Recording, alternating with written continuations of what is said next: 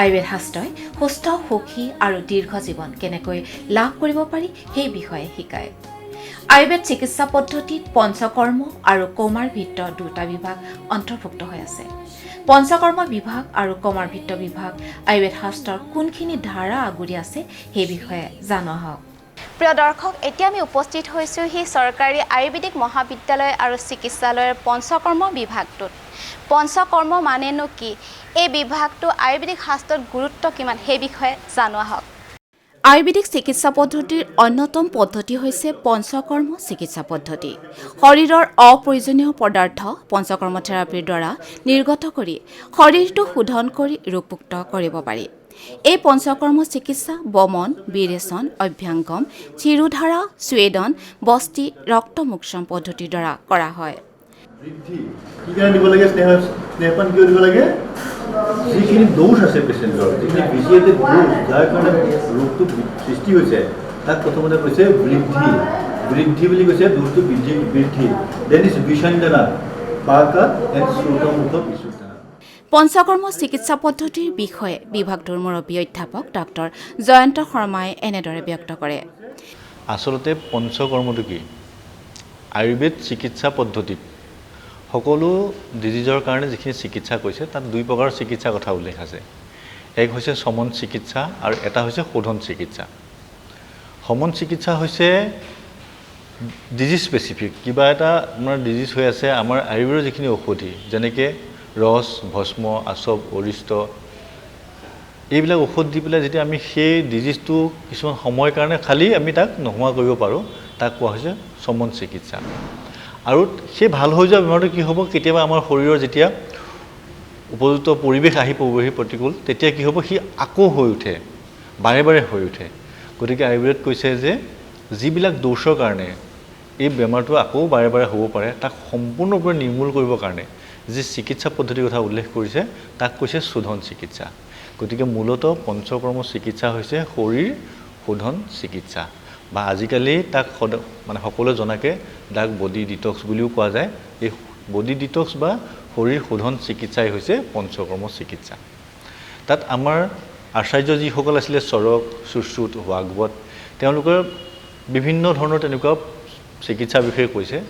তাৰ ভিতৰত 5 প্ৰকাৰৰ মেইন উল্লেখযোগ্য চিকিৎসা ইয়াত বৰ্ণন কৰা হৈছে। তাত কোৱা হৈছে বমন, মানে আপোনাৰ কিছুমান কফজ ব্যাধিৰ কাৰণে ভমিটিং থেৰাপিৰ কথা কৈছে, বমন চিকিৎসা। বিৰেচন চিকিৎসা বুলি কৈছে, যেতিয়া আমাৰ পিত্ত বিকৃতি হৈ পেলাই যিবিলাক ৰোগ হয় তাৰ কাৰণে বিৰেচন চিকিৎসাৰ কথা কৈছে। তাৰপিছত কৈছে আস্থাপন এণ্ড অনুবাৰ্চন, 2 প্ৰকাৰৰ বস্তি চিকিৎসা কৈছে। বস্তি মূলতঃ হৈছে বাত ব্যাধিৰ কাৰণে হোৱা চিকিৎসাক বস্তি চিকিৎসা বুলি কৈছে।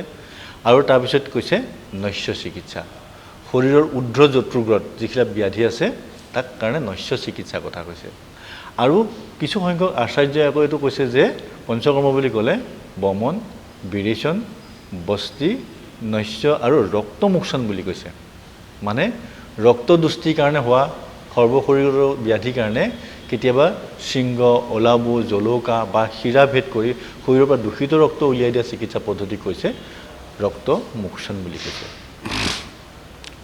এই পঞ্চকৰ্ম চিকিৎসা পদ্ধতি মূলতঃ আয়ুৰ্বেদৰ সকলো সিদ্ধান্ত শৰীৰৰ যি বাত, পিত্ত, কফ বা সপ্ত ধাতু, ৰস, ৰক্ত, মাংস, মেদ, অস্থি, মজ্জা, শুক্ৰ আৰু আমাৰ যি 13 টাইপছ, ভূতাগ্নি, ধাতৱাগ্নি আৰু জঠৰাগ্নি, ইয়াৰ ওপৰত বেছ কৰি পেলাই কৰা এটা শৰীৰৰ ডিজিজ স্পেচিফিক এটা সিদ্ধান্ত, যাৰ দ্বাৰা অকল কেৱল বেমাৰটোকে চিকিৎসা কৰা নহয়, এজন মানুহ স্বাস্থ্যৱান ব্যক্তি কেনেকৈ সদায় তেওঁ স্বাস্থ্য মেইনটেইন কৰিব পাৰিব, বা এজন ৰোগী মানুহ কেনেকৈ সোনকালে তেওঁৰ ৰোগটো ভাল হ'ব পাৰিব, এই গোটেই সিদ্ধান্তটো হৈছে আয়ুৰ্বেদিক চিকিৎসাৰ মূল ভেটি। আৰু তাত পঞ্চকৰ্মৰ যি শোধন চিকিৎসাৰ দ্বাৰা যদি কৰা যায় তেতিয়াহ'লে এবাৰ ভাল হোৱা ব্যাধি আৰু বাৰে বাৰে উৎপত্তি নহয়। ধৰি লওক আমাৰ শৰীৰত এতিয়া বাত দোষ কাৰণ বাতৰ দোষৰ পৰা হোৱাৰ কাৰণে কৈছে আমাক বাতত নানান মজ 80 প্ৰকাৰৰ ব্যাধিৰ কথা আটাইতকৈ বেছি উল্লেখ কৰিছে। আৰু এতিয়া যেনেকৈ বৰ্ষাকাল হৈছে, এইখিনি সময়ত কি হৈছে, বাত সদায় এগ্ৰিভেশ্যন হয়। আৰু তেতিয়া কি হয়, বাতৰ কাৰণে বস্তি, মূলতঃ অনুবাচন বস্তি, য'ত কেৱল অইল বা স্নিগ্ধ দ্ৰব্য দি কৰা হয় বস্তি। আৰু এটা কৈছে নিৰোহ বস্তি। নিৰোহ বস্তি হৈছে মানে বেমাৰ নিৰ্হৰণ কৰিবৰ কাৰণে দিয়া বস্তুক নিৰোহ বুলি কৈছে আৰু তাত কিছুমান মানে মেডিচিন সিদ্ধ বা দ্ৰব্যৰ কোৱাট বনাই পেলাই বস্তি বনাই পেলাই তাক লাইক এনেমাৰ দৰে যাক য'ত আমাৰ গুদামাৰ্গেদি ভিতৰত দিয়া হয় তাক কোৱা হৈছে বস্তি চিকিৎসা আৰু বেলেগ বেলেগ ধৰণৰ বস্তি আছে যেনে ব্ৰণ বস্তি যদি কিছুমান মানে ধৰি লওক ওন হিল নহয় নন হিলিং আলচাৰ তাত ব্ৰণ বস্তি কৰিব দিছে আৰু কৈছে কেতিয়াবা ফিমেল প্ৰব্লেমৰ ক্ষেত্ৰত ধৰি লওক গাইনকলজিকেল ডিছঅৰ্ডাৰ তাৰপিছত হেবিচুৱেট এবৰ্চন বন্ধ্যাত্ব বা ইনফাৰ্টিলিটি এইবিলাকৰ ক্ষেত্ৰত আকৌ এটা কৈছে যে বস্তি যিটো কোৱা হৈছে উত্তৰ বস্তি বুলি কৈছে উত্তৰ মাৰ্গিনো দিয়তে সেইটো হৈছে উত্তৰ বস্তি বিষয়ে কৈছে আৰু কিছুমান মহিলাৰ ক্ষেত্ৰত দেখা দিয়া বিভিন্ন বেমাৰ যেনেকৈ ধৰি লওক আপোনাৰ ইনফাৰ্টিলিটি আজিকালি বহুত কমন তাৰপিছত হৈছে আপোনাৰ PCOD বুলি কয় পলিচিষ্টিক অভাৰিয়ান চিণ্ড্ৰম বা ডিজিজ তাৰপিছত হৈছে হেবিচুৱেট এবৰ্চন মানে প্ৰেগনেঞ্চি আহে কিন্তু সম্পূৰ্ণ টাৰ্মটো কমপ্লিট কৰিব নোৱাৰে এইবিলাকৰ কাৰণে এক প্ৰকাৰৰ বস্তি চিকিৎসা আছে তাক কোৱা হৈছে উত্তৰ বস্তি বুলি কৈছে এইখিনি যথেষ্ট প্ৰসিদ্ধ চিকিৎসা তাৰপিছত আহিলে এতিয়া ধৰি আমি কৈছোঁ যে বমন কাক কৰিব বমন জেনেৰেলি দেখা যায় আমাৰ ছিজন হিচাপে বসন্ত ঋতু বসন্ত কালত কি হয় আমাৰ শৰীৰত কফ দোষৰ বৃদ্ধি হয় গতিকে কফৰ পৰা হোৱা এনে মই সাধাৰণ উদাহৰণ দিছোঁ যেনে কিছুমান স্কিন ডিজিজ যেনেকৈ চৰিয়চিছ বুলি কয় খুব টান অট'ইমিউন বুলি কয় আমাৰ কৈছে যে কফ ভিচেশ্যনৰ কাৰণে হৈছে তমক শ্বাস বুলি কৈছে যেনেকৈ এজমা বা এজমেটিক বুলি আমি ক'ব পাৰোঁ এইবিলাক হৈছে কফজনিত ব্যাধি তাৰ কাৰণে কি কৈছে পেচেণ্টক ভমিটিং থেৰাপি কৰিব দিছে জেনেৰেলি মদন ফল বুলি কৈছে বহু ধৰণৰ তেনেকুৱা দ্ৰব্য উল্লেখ আছে তাৰ ভিতৰত উল্লেখযোগ্য দ্ৰব্য হৈছে মদন ফল যাৰ নামেই হৈছে ইমিটিক নাটছ এইটো দি পেলাই আমি পেচেণ্টক ভমিটিং কৰাওঁ এইটো এক ধৰণৰ চিকিৎসা যাক বমন চিকিৎসা বুলি কৈছে তাৰপিছত যে পিত্ত দোষৰ পৰা ব্যাধি হ'ব যেনেকৈ ধৰি লওক আজিকালি খুব কম বয়সতে চুলি সৰি যোৱা দেখা যায় কম বয়সতে চুলি পকি যোৱা দেখা যায়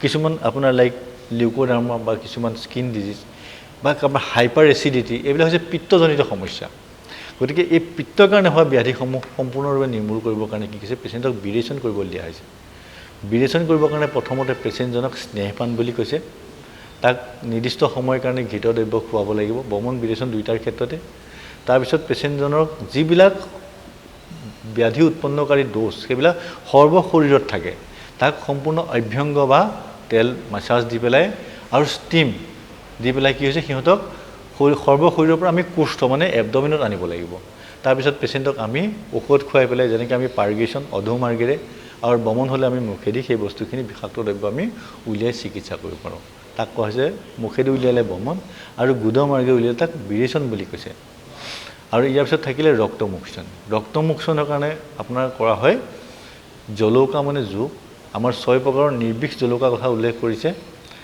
শৃংগ বুলি কৈছে ওলাবু বুলি কৈছে ঘটি যন্ত্ৰ বুলি কৈছে আৰু কৈছে চিৰাভেদন এইবিলাক প্ৰক্ৰিয়াৰে আমি শৰীৰৰ পৰা যদি লোকেলাইজ কোনোবা নিৰ্দিষ্ট এটা জেগাত দূষিত হৈ থাকে তেতিয়া আমি যোগ বা জলৌকা লগাই আমি চিকিৎসা কৰিব পাৰোঁ আৰু যি সৰ্ব শৰীৰত যদি ব্যাধি হয় তেতিয়াহ'লে ভেন পাংচাৰ বা চিৰাভেদ কৰিবলৈ দিছে তাক মিলি সুশ্ৰুত সংহিতাত খুব ভালকৈ উল্লেখ আছে কোন ব্যাধিত শৰীৰৰ কোন সন্ধিত বা কোন জেগাত চিৰাভেদ কৰিব লাগিব কিমান এমাউণ্টৰ ব্লাড উলিয়াব লাগিব এই কথা উল্লেখ কৰিছে সেইখিনি কৰিলে কৈছে আৰু সুশ্ৰুত এটা উল্লেখযোগ্য কথা কৈছে যে যিমান ঔষধ বা চিকিৎসাৰ দ্বাৰা আমি যি ফল পাম এই ৰক্তমোক্ষণে অকলে সিমান তাৰ ফল দিব পাৰে বুলি কৈছে ই এক ধৰণৰ অতি উত্তম চিকিৎসা এটা কথা হৈছে যে এই পঞ্চকৰ্ম অকল পেচেণ্টৰ কাৰণে নেকি কিন্তু ইয়াত কৈছে যে আমাৰ আয়ুৰ্বেদৰ মূল মন্ত্ৰ হৈছে স্বাস্থ্য ৰক্ষণম আতুৰস্য বিকাৰ প্ৰশমনম মানে স্বাস্থ্যৱান ব্যক্তিৰ আমি স্বাস্থ্য কেনেকৈ ৰক্ষা কৰিব পাৰোঁ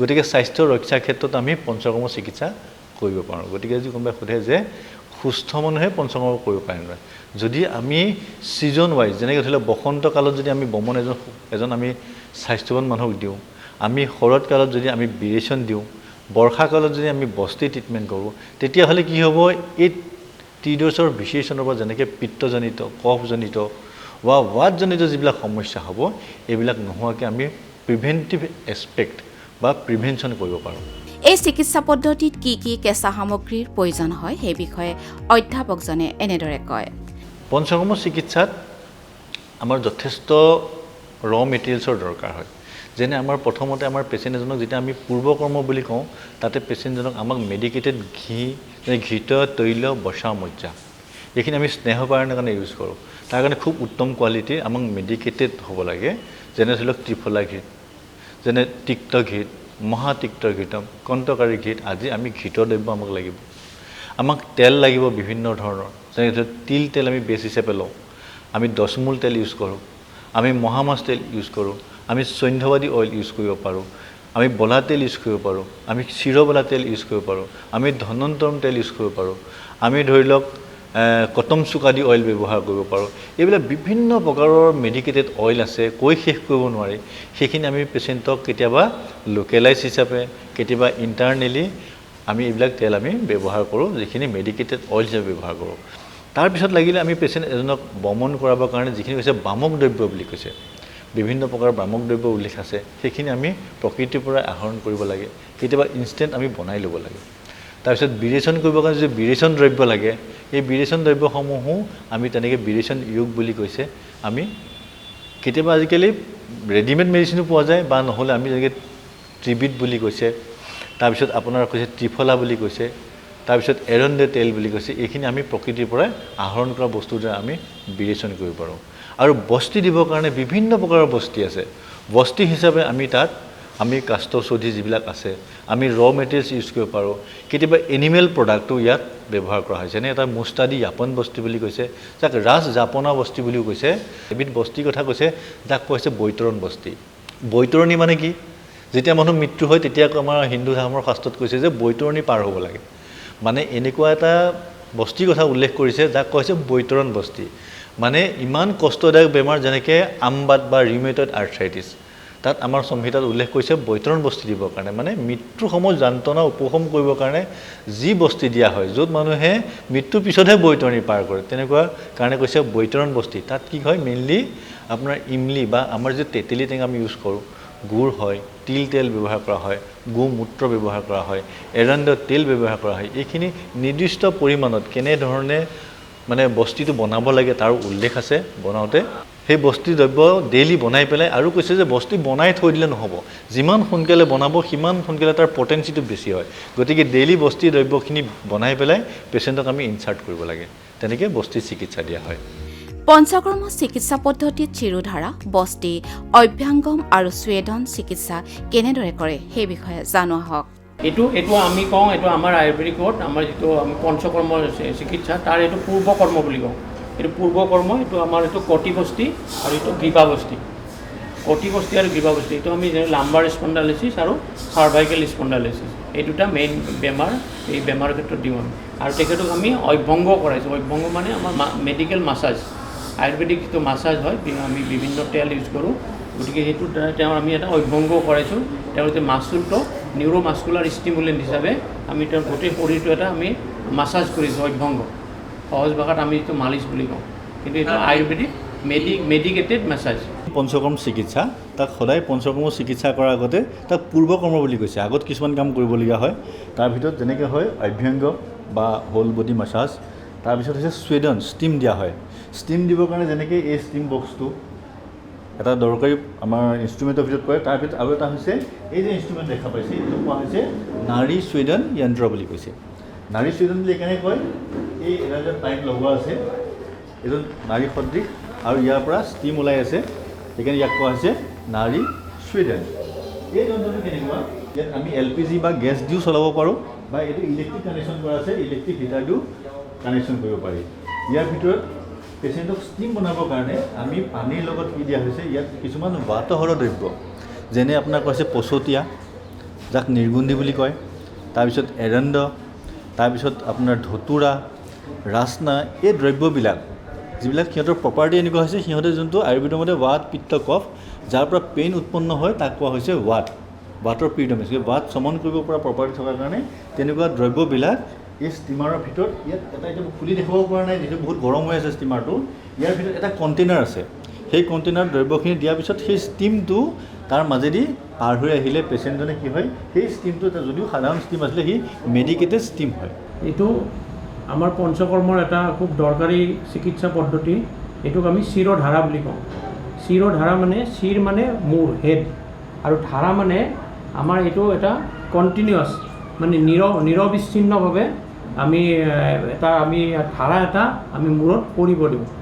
ধাৰা মানে আমাৰ এইটো কপাল, ফ্ৰণ্ট হেডত এই যিটো তৈল, তৈল ধাৰাটো আমি এটা নিৰবিচ্ছিন্নভাৱে কণ্টিনিউৱাছ প'ৰিং অফ অইল বুলি কওঁ, নিৰবিচ্ছিন্নভাৱে ধাৰাটো, আৰু এই ধাৰাটো পৰা এটা নিয়ম আছে কি আমি সদায় মূৰৰ পৰা কপালৰ পৰা এই ধাৰাটোৰ যিটো ডিষ্টেঞ্চ হয় এইটো আপোনাৰ 4 আঙুল হ'ব লাগে, আৰু এইটো আমি এটা অচিলেশ্যন মুভমেণ্ট বুলি কওঁ। তাৰমানে এইটো এনেকুৱা অহা যোৱা কৰি থাকিব, এটা ঠাইতে পৰি নাথাকে, এফালৰ পৰা left to right, right to left, এটা নিৰবিচ্ছিন্নভাৱে এই ধাৰাটো পৰি থাকে।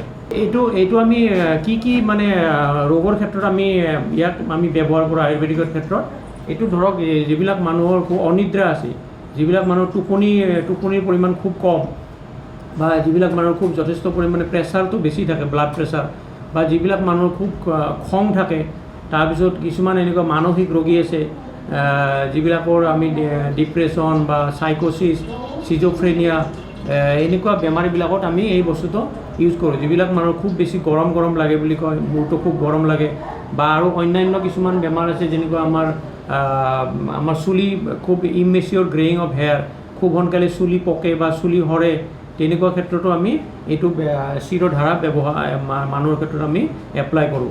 আৰু এইটো এপ্লাই কৰাৰ সময়ত আমি ৰোগীজনৰ যাতে তাৰ পৰা তেলটো যাতে ভিতৰ ফালে নাহে, তাৰ কাৰণে আমি ইয়াতে এটা বাউণ্ডাৰী এটা বনাই দিওঁ, যাতে মানুহজনৰ কাণত বা চকুৰ ভিতৰত এই তেলটো সোমাব নোৱাৰে। সেইখিনি সময়ত মানুহজনক আমি খুব শান্তভাৱে এইটোকে এটা পজিশ্যনত তেখেতক শুই থাকিব দিওঁ, আৰু এইটো আমি 30 মিনিট, 45 মিনিট বা 1 ঘণ্টাৰ বিভিন্ন বেমাৰ অনুযায়ী আমি মানুহজনক এইটো চিৰধাৰা কৰোঁ।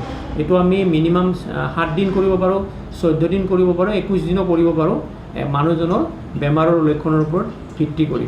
গতিকে আৰু যদি খুব ঠাণ্ডা বতৰ হয়, বা যদি বতৰটো খুব ঠাণ্ডাৰ দিনত, বা বতৰটো যদি খুব ডাৱৰীয়া বতৰ হয়, বা খুব বৰষুণ আহি থাকে, তেনেকুৱা দিনত আমি এই প্ৰচিডিউৰটো বেছি নকৰোঁ। আৰু যদি খুব চৰ্দি তৰ্দি লাগি থাকে, তেনেকুৱা ক্ষেত্ৰতো আমি এই প্ৰচিডিউৰটো সেই 2 দিনমানৰ কাৰণে অফ কৰি দিওঁ। পঞ্চকৰ্ম হৈছে শৰীৰ শোধন চিকিৎসা। পঞ্চকৰ্ম চিকিৎসা পদ্ধতি ৰোগ প্ৰতিৰোধ আৰু ৰোগৰ পৰা পৰিত্ৰাণ পাবলৈ কৰা হয়। পঞ্চকৰ্ম থেৰাপি হৈছে আয়ুৰ্বেদিক চিকিৎসা পদ্ধতিৰ এক অন্যতম চিকিৎসা পদ্ধতি। এতিয়া আহকচোন আমি অন্য এটা বিভাগৰ বিষয়ে জানো। আয়ুৰ্বেদৰ আন এক গুৰুত্বপূৰ্ণ বিভাগ হৈছে কমাৰভিত্ত অথবা বালৰোগ বিভাগ। প্ৰসৱ পূৰ্ব যত্নকে ধৰি শিশুৰ কুমাৰাৱস্থা সম্পূৰ্ণ নোহোৱালৈকে শিশুৰ চিকিৎসাৰ বিষয়ৰ সৈতে সম্পৰ্কিত হৈ থাকে এই কমাৰভিত্ত বিভাগটোৱে। চৰকাৰী আয়ুৰ্বেদিক মহাবিদ্যালয় চিকিৎসালয়খনৰ কমাৰভিত্ত বিভাগৰ মুৰব্বী অধ্যাপক ডাঃ জ্যোতি বড়োৱে শিশুৰ কোনবোৰ ৰোগৰ চিকিৎসা চিকিৎসালয়খনত সচৰাচৰে কৰা হয় সেই বিষয়ে এনেদৰে অৱগত কৰে। শিশুৰ সচৰাচৰ সদায় হোৱা বেমাৰবিলাক চিকিৎসা কৰোঁ। বিশেষকৈ আমাৰ ইয়াতে মানে আয়ুৰ্বেদিকৰ সফল মানে আমাৰ ধৰক ক্ৰনিক ব্ৰংকিয়েল এজমা, ধৰক এলাৰ্জিক ৰাইনাইটিছ হ'ল, ধৰক যিবিলাক বস্তু লাৰ্ণিং ডিছেবিলিটি হ'ল, ধৰক চেৰেবেল পালচি, অটিজম, এনেকুৱা ধৰণৰ কিছুমান নিউৰলজিকেল ডিছঅৰ্ডাৰবিলাকক আমি পঞ্চকৰ্মৰ দ্বাৰা চিকিৎসা কৰোঁ। আৰু অৰেল মেডিকেশ্যনছ লাগে। আমাৰ ইয়াতে আমাৰ লেহন অধ্যায় বুলি আছে, যিটো প্ৰায় নিউৰ' ডেভেলপমেণ্টেল ৰিলেটেড হয়, আৰু আমাৰ ধৰক ছাপ্লিমেণ্টেশ্যন লাগে কিছুমান বাচ্চাক, তেনেকুৱা ধৰণৰ হয়। অভাৰঅল ডেভেলপমেণ্টেল ছাপৰ্টৰ কাৰণে সেই ঔষধবিলাক ব্যৱহাৰ কৰা যায়। আমি এনেকুৱা ধৰণৰ কিছুমান স্কিন ডিজিজতো আমি কিছু সুফল পাওঁ। কিন্তু কিছুমান আমি জানো যে আমি সকলোৱে জানো যে কিছুমান বেমাৰ বৰ ইনফেকচিয়াছ হয়। সৰু ল'ৰা ছোৱালীক ভাইৰেল বা বেক্টেৰিয়েল ইনফেকশ্যনৰ দ্বাৰা বেছিভাগ আক্ৰান্ত হয়। বেক্টেৰিয়েল ইনফেকশ্যনৰ দ্বাৰা নিউমনিয়া আছে, চিভিয়াৰ ডায়েৰিয়া হয়। কেতিয়াবা আমি ইণ্টিগ্ৰেটেড মেনাৰতো চিকিৎসা কৰিব লগা হয়, বা একিউট এজমাক আমি কেতিয়াবা একিউট কণ্ডিশ্যনটো ট্ৰিটমেণ্ট কৰিব লগা হয়। তাৰপিছত ক্ৰনিচিটিটো আমি একেবাৰে নোহোৱা কৰিবলৈ আমি একেবাৰে কৰিবলৈ চেষ্টা কৰোঁ। তাৰোপৰি আমি স্বৰ্ণপ্ৰাশন সংস্কাৰ কৰোঁ। এইটো স্বৰ্ণ মানে হৈছে গ'ল্ড। আমাৰ এইটো বিশেষভাৱে তৈয়াৰী এটা মানে স্বৰ্ণ আৰু মৌৰ মিশ্ৰণ হয়, যাক আমি এমাহৰ মূৰে দি থাকোঁ শিশুসকলক। ই মানে ৰোগ প্ৰতিৰোধক আৰু এপেটাইটটো ভাল কৰে। আৰু ভোক লগাত সহায় কৰে আৰু মেধাশক্তি বৃদ্ধি কৰে আৰু তেনেকৈ শিশুটিক নিৰোগী ৰখাত হেল্প কৰে আৰু গ্ৰথ ডেভেলপমেণ্টতো ই হেল্প কৰে। চিকিৎসালয়খনত স্বৰ্ণপ্ৰাশন সংস্কাৰৰ ব্যৱস্থা কৰা হয়। স্বৰ্ণপ্ৰাশন সংস্কাৰৰ বিষয়ে কৌমাৰ ভিত্ত বিভাগৰ সহকাৰী অধ্যাপক ডাক্তৰ ৰমেশ উদ্দিনে এনেদৰে কয়। বেদিক যুগৰ পৰাই আমাৰ ইয়াতে স্পেচিফিক মানে ইমিউনিটি বৰ্ধন কৰাৰ উপায় আমাৰ শাস্ত্ৰত দিয়া আছে, যিটোক আমি স্বৰ্ণপ্ৰাশন বুলি কওঁ। এই স্বৰ্ণপ্ৰাশন এটা মানে যিটো আমি প্ৰত্যেক মাহত এটা স্পেচিফিক দিনত আমি এই স্বৰ্ণপ্ৰাশনটো দিওঁ। সেইটো পুষ্য নক্ষত্ৰ বুলি কয়। এইটো প্ৰত্যেক মাহত বেলেগ বেলেগ বাৰত আহে। এইটো দিনত আমি স্বৰ্ণপ্ৰাশন দিওঁ। 0ৰ পৰা আৰম্ভ কৰি 16 বছৰ বয়সলৈকে আমি স্বৰ্ণপ্ৰাশনটো দিওঁ। দিলে কি হয়, কেৱল ইমিউনিটি বৃদ্ধি এনেকুৱাই নহয়, স্বৰ্ণপ্ৰাশনটোৱে আমাৰ মানে সকলো প্ৰকাৰ মানে শাৰীৰিক আৰু লগতে মানসিক বৃদ্ধিত যথেষ্ট প্ৰকাৰ সহায় কৰে এই স্বৰ্ণপ্ৰাশনে। এইটো হ'ল আমাৰ বিশেষ আয়ুৰ্বেদৰ মানে শিশু ৰোগ বিভাগ বা যিটো আমি কৌমাৰভিত্ত আয়ুৰ্বেদ বুলি কওঁ, সেইটো হৈছে আমাৰ বিশেষ মানে উল্লেখযোগ্য পদ্ধতি, যিটোৰ সহায়ত শিশুৰ আমি ইমিউনিটি বৃদ্ধি কৰোঁ। এই ইমিউনিটি বৃদ্ধি কৰিলে সকলো প্ৰকাৰ বেমাৰৰ পৰাতো নিৰাপদ থাকেই আৰু লগে লগে তাৰ মেধা শক্তি বৃদ্ধি পায়। যেনে আমাৰ শাস্ত্ৰত উল্লেখ আছে যে 6 মাহলৈকে যদি কণ্টিনিউ এই স্বৰ্ণপ্ৰাশন দিয়া হয়, তেতিয়াহ'লে বাচ্চাই সকলো ধৰণৰ মানে পঢ়া মানে মনত ৰাখিব পাৰে। শিশুসকলে সচৰাচৰে ভোগা হাঁপানি বা আস্থমা ৰোগৰ পৰা মুক্ত ৰাখিবলৈ ল'বলগীয়া সাৱধানতাসমূহৰ বিষয়ে অধ্যাপকজনে এনেদৰে অৱগত কৰে। তেওঁলোকে মেইনলি যিবিলাক এলাৰ্জিক ফেক্টৰ, এই এলাৰ্জিক ফেক্টৰ যিবিলাক মানে মেইনলি এলাৰ্জি হ'ল মানে এজমা বা ব্ৰংকেল এজমা, সেইটো হ'ল আপোনাৰ এলাৰ্জিক বেমাৰ। এই এলাৰ্জিক বেমাৰবিলাকৰ পৰা কিছুমান নিৰ্দিষ্ট নিয়ম আছে। সেই নিয়মৰ পৰা সিহঁতে মানে সাৱধানতা অৱলম্বন কৰিব লাগিব। যেনে মানে বতৰৰ পৰিৱৰ্তন হৈছে। আজিৰ ডেটত মানে কিছুদিন পিছতে ঠাণ্ডা আহিব। এতিয়া ঠাণ্ডাৰ সময়ত আমি কি কৰিম, দিনৰ ভাগত মানে গৰম থাকিব আৰু অলপ আধা ৰাতিলৈকে গৰম থাকিব, ফেনটো চলায়ে থাকিম আৰু পিছ ৰাতি কি হ'ব, ঠাণ্ডা হৈ যাব। গতিকে আমাৰ মেইন উদ্দেশ্য হ'ল কি, সেই পিছ ৰাতি যেতিয়া ঠাণ্ডা হ'ব, এই ফেনটো চলিয়ে থাকিব আৰু বাচ্চাটোৰ কি হ'ব, মাকৰ একো নহয় বা বাপেকৰ একো নহয়, বাচ্চাটোৰ তাৰপিছত ঠাণ্ডা লাগি আকৌ তাৰ কাহ চৰ্দি আৰম্ভ হ'ব। গতিকে এই যিটো ঋতুসন্ধি বুলি কয় আমি, মানে ঋতু পৰিৱৰ্তন হোৱাৰ সেইখিনি সময়ত আমি কি কৰিব লাগে, ফেনটো পাৰিলে মানে বাচ্চা থকা অৱস্থাত মানে ফেনটো দিব নালাগে। তাৰ উপৰিও কিছুমান খেলনা আছে, যিবিলাক খেলনা মানে ধৰক এই পুতলাই হওক, য'ত মানে চুলি বা তেনেকুৱা ফাৰী টাইপ, য'ত মানে ধূলি মাকতি ইত্যাদি মানে জমা হৈ থাকিব পাৰে, সেইবিলাক খেলনাৰ পৰা আমি বাচ্চাটোক আঁতৰাই ৰাখিব লাগে। তাৰ উপৰিও মানে আমাৰ ফ্ল'ৰটো এতিয়া যেনেকৈ আমি মানে ডেইলি ফ্ল'ৰটো মানে কি কৰিব লাগে, ঝাৰু দিয়ে, সেই ঝাৰুটো ফুল ঝাৰু নিদি কেনে আমি অলপ পানী ছটিয়াই দি সেইটো ঝাৰু দিব লাগে, যাতে নাকত গৈ সেই বাচ্চাটোৰ মানে এজমাৰ যিটো ট্ৰিগাৰিং ফেক্টৰ, যেনে ধূলি এটা মেইন ফেক্টৰ, সেই ধূলিটো যাতে নাকত নাযায়, তাৰ কাৰণে আমি বাচ্চাটোক সেইখিনিৰ পৰা আমি সাৱধানতা অৱলম্বন কৰিব লাগে। তাৰ উপৰিও কিছুমান যেনে কক্ৰচ মানে ঘৰত যদি বহুত বেছি থাকে, মানে মকৰা বা আপোনাৰ পঁইতাচোৰা, এইবিলাকৰ পৰা মানে কি কৰিব লাগে, সেইটো ঘৰটোক মানে সেইখিনি আঁতৰাব লাগে। তাৰপিছত ঘৰটোত যাতে পৰ্যাপ্ত পৰিমাণে আপোনাৰ সূৰ্যৰ পোহৰ পৰে, সেইখিনিও আমি কি কৰিব ব্যৱস্থা কৰিব লাগে, যাতে মানে সূৰ্যৰ পোহৰটো পৰিলে ভাইৰাছে যিটো আক্ৰমণ কৰে, সেই ভাইৰাছটো কমকৈ হয়, মানে কমকৈ আক্ৰমণ কৰে, বা সেই সূৰ্যৰ পোহৰটো পৰিলে ভাইৰাছৰ পৰা মানে বাচ্চাবিলাক মানে বাচি যায় আৰু। প্ৰিয় দৰ্শক, এতিয়া আমি এই খণ্ডটিৰ পৰা বিদায় লৈছোঁ। নমো ভগৱতে বাসুদেৱায়।